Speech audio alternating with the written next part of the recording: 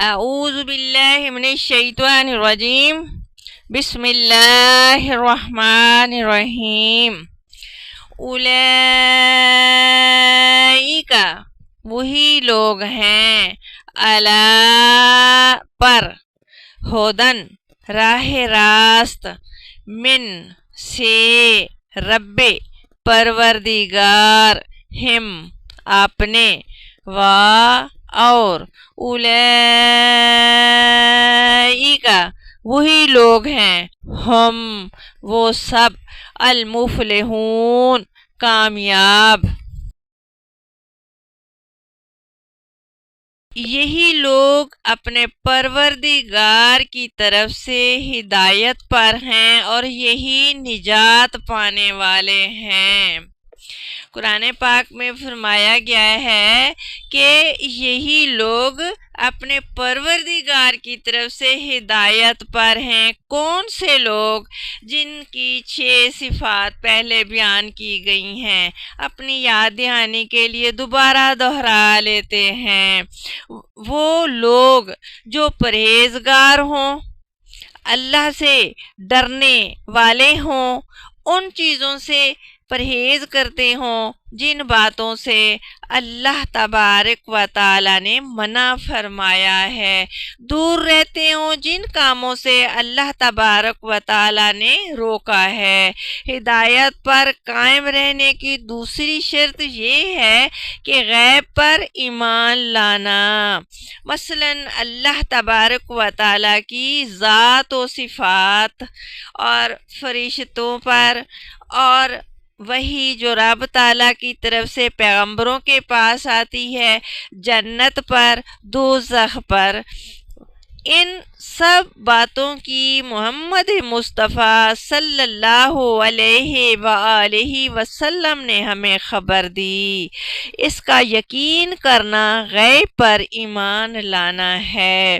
ہدایت پر قائم رہنے کی تیسری شرط عملی کام یعنی نماز ہے۔ نماز چھوڑنا دراصل ایمان چھوڑنے کے برابر ہے۔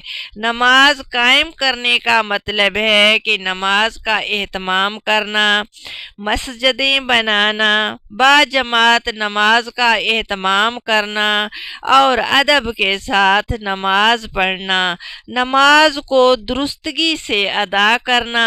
نماز ہمیں خدا سے جوڑتی ہے اور نماز مسلمان کی پہچان ہے۔ نماز ہمیں زمین پر نہیں ملی، یہ ہمیں عرش پر ملی ہے، اس لیے اس عبادت کا رتبہ بھی سب سے بلند ہے۔ اور ہدایت پر قائم رہنے کی چوتھی خوبی یہ ہے جو رزق ہم نے عطا فرمایا ہے اس میں سے خرچ کرتے ہیں، یعنی آدمی تنگ دل نہ ہو، دولت پرست نہ ہو، دولت میں جو اللہ اور بندوں کے حقوق ہیں وہ ادا کرے۔ دولت بندے کے پاس اس کے رب کی طرف سے امانت ہے، وہ جس طرح تقسیم کرنے کا حکم فرمائے بندے کو ویسا عمل کرنا چاہیے۔ اور پانچویں شرط یہ ہے کہ جو کتاب یعنی قرآن پاک اللہ تبارک و تعالی کی طرف سے اپنے بندے محمد مصطفیٰ صلی اللہ علیہ وآلہ وسلم پر نازل ہوئی ہے اس پر ایمان لاتے ہیں، اور جو کتابیں آپ صلی اللہ علیہ وآلہ وسلم سے پہلے پیغمبروں پر نازل ہوئی ہیں ان پر ایمان لاتے ہیں۔ اور چھٹی اور آخری شرط یہ ہے کہ آخرت پر یقین رکھتے ہیں۔ آخرت پر یقین رکھنے کا مطلب یہ ہے کہ دنیا میں انسان غیر ذمہ دار نہیں ہے، بلکہ اسے اپنے تمام اعمال کا رب تعالیٰ کے سامنے جواب دینا ہے۔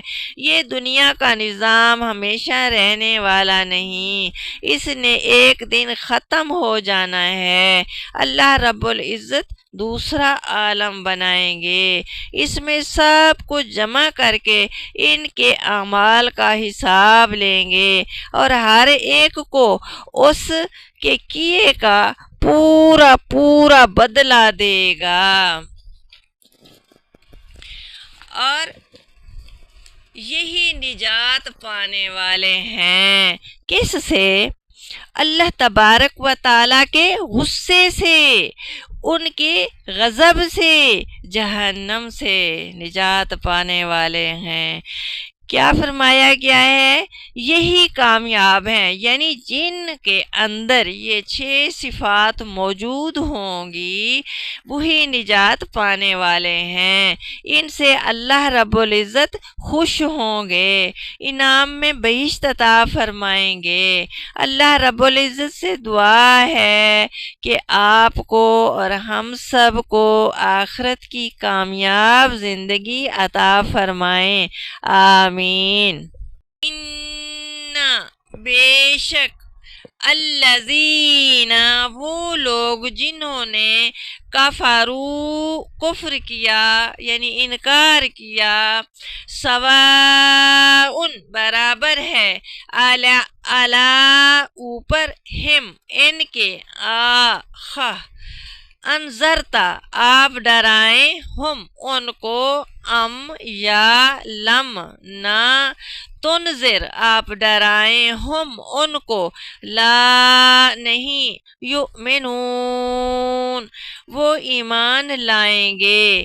جو لوگ کافر ہیں یعنی انکار کرنے والے ہیں، انہیں تم نصیحت کرو یا نہ کرو ان کے لیے برابر ہے، وہ ایمان نہیں لائیں گے۔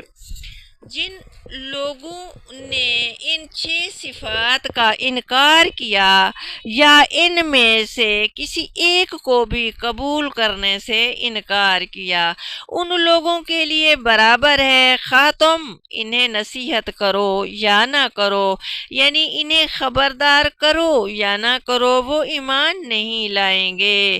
جو اللہ تعالیٰ کی باتوں سے جان بوجھ کر روگردانی کرتا ہے اس پر کوئی فرق نہیں پڑتا، فرق اسے پڑتا ہے جس کے دل میں اللہ تبارک و تعالیٰ کا خوف ہوتا ہے، ڈر ہوتا ہے کہ کہیں اللہ تعالیٰ مجھ سے ناراض نہ ہو جائیں۔